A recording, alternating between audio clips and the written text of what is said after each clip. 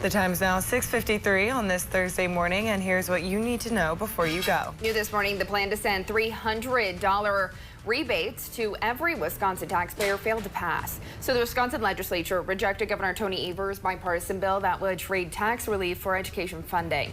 The $1.8 billion deal passed in the Assembly but failed in the state Senate 15-18 late Wednesday night. All Democrats and 3 Republicans voted to kill the bill in response to his deal failing. Governor Evers posted on Facebook writing how Wisconsin schools will miss desperate funding because Tom Tiffany and a few lawmakers stopped a bipartisan investment plan.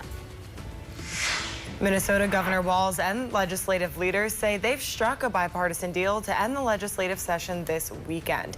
The agreement comes after weeks of negotiations between the House, Senate, and governor and paves a clear path forward as the legislature looks to finish their work before a midnight deadline on Sunday. Sources tell Northern News Now's Capitol reporter Quinn Gorham that leadership plans to address the agreement in more detail later this morning.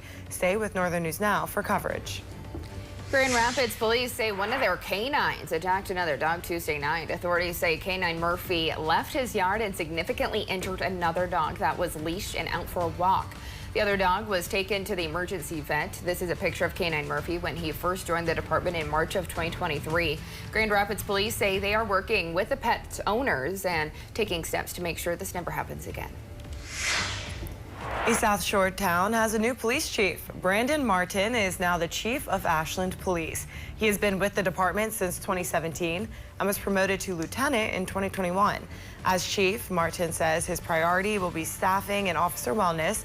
His department now has a peer support team with measures in place to support officers' physical, mental, and financial wellness. He has a passion and strong desire to serve and looks forward to this new role. He took over for former Chief Bill Hagstrom. He retired after serving for more than 30 years on the Ashland Police Department. Duluth police are launching a new tool aimed at helping the department be more transparent. It's called the Transparency Hub, a website where you can access different DPD data and statistics.